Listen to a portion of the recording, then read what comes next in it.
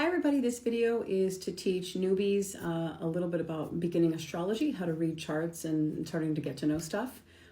So in this video, I want to talk a little bit about aspects, and that is the secret language that planets are having with each other so that you can start really understanding what they're saying.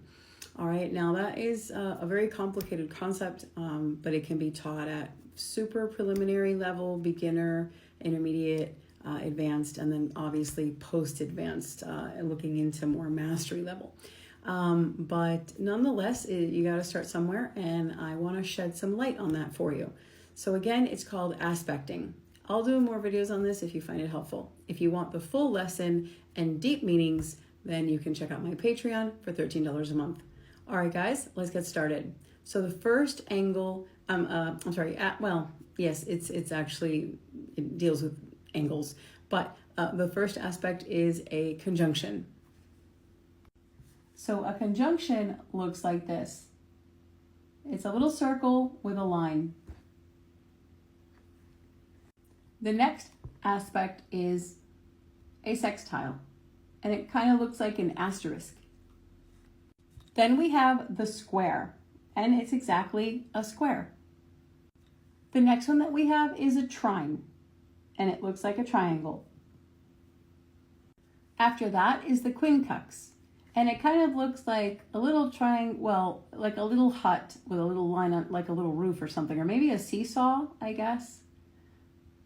Kind of like a little stick figure seesaw.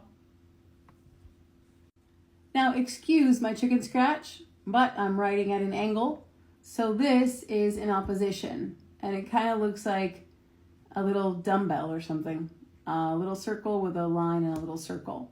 And now there are hundreds of aspects, but these are the most popular, and we'll look into what they mean in a brief way. Now, a lot of these have different meanings and very like a very deep, rich definition. But because we're keeping it simple, we're going to make two categories, positive and negative. So a conjunction sits at anywhere from 0 to 8 degrees and is pretty positive. Whereas in opposition sits at 180 degrees and is negative. A trine is 120 degrees, and it is the best. It is very good. One of the best. Very positive. A square is 90-degree angle, and it's bad. Negative energy. Now, a sextile is pretty positive. It's one of the good ones, but it has more to it, and it's at 60 degrees. And like I said, there are many, many, many angles, many aspects, and hundreds and hundreds and hundreds, and maybe even thousands. And they all mean so much because, again, it's like learning a language. You have to start with the alphabet and then simple sentences and then like that. So if you've ever tried to learn a language, or maybe you speak more than one language like I do, then it gets kind of, you can understand the concept a little bit more when it comes to aspects.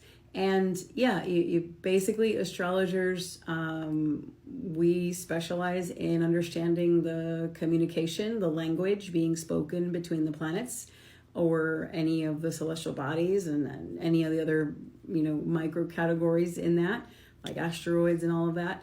And that's really what it's about. So houses and, signs and all of that is very important. And a lot of times just a very generic cookie cutter definition exists. And that can be taken at an extremely deep level when you're learning. So if you're interested in that kind of stuff, like I said, I teach it. I hope this helped. If you're starting astrology, I would say the first thing to do is learn the glyphs. The second thing, for the planets. And the second is learn the glyphs for the signs.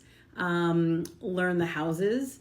Learn the meanings of the signs. Although sign itself you can spend maybe 1.5 years just studying the intensity and depth of signs. if you and not study anything else, like at 8 hours a day, 7 days a week, you can study the meaning of all the zodiac signs. That's how deep it is. The psychology of it, the depth, what they brought to the world, what, how they help, life evolve, the ebb and flow of life, the yin and yang. Like, it's very deep. It's just like, oh no, Geminis are like this, and Scorpios are like this, and Cancers like that. And in reality, the depth is very rich. And the more advanced you get, the more you'll see how important they are. And so are the planets. The planets, they're not as complicated as the signs per se, because they represent what they represent. But it also depends on the branch of astrology that you follow, or maybe it's a medley of branches. And that, again, is complicated too. But I think you should learn the glyphs of the planets, the glyphs of the signs, your at least the basic understanding of the houses, your basic understanding of the planets, and the which is what most apps cover. Like Jupiter's the planet of, and then it'll tell you like 3 or 4 things, when in reality it's like 80 things. And then once you learn that, understand the wheel navigation, maybe like the way that the planets move as well, their timing, and maybe what certain symbology of certain certain things in certain places, like your basic stuff.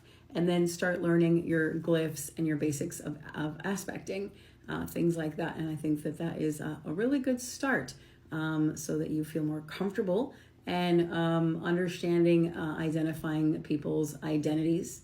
And then you can, go a little deeper there. But once you master something like that, it starts to not look like some weird language, some alien weird stuff, and it's digestible. All right, so thank you so much. If you have any questions, leave them below. If you want a reading from me, I have all kinds of astrology charts that I offer, and readings and things, horary as well, for those that are interested in that type of reading. All right, guys, until next time. I forgot to say my name is Lucy, and I own my own company, Maison, Juju. I'm a full-time psychic, astrologer, and all that stuff. All right, bye.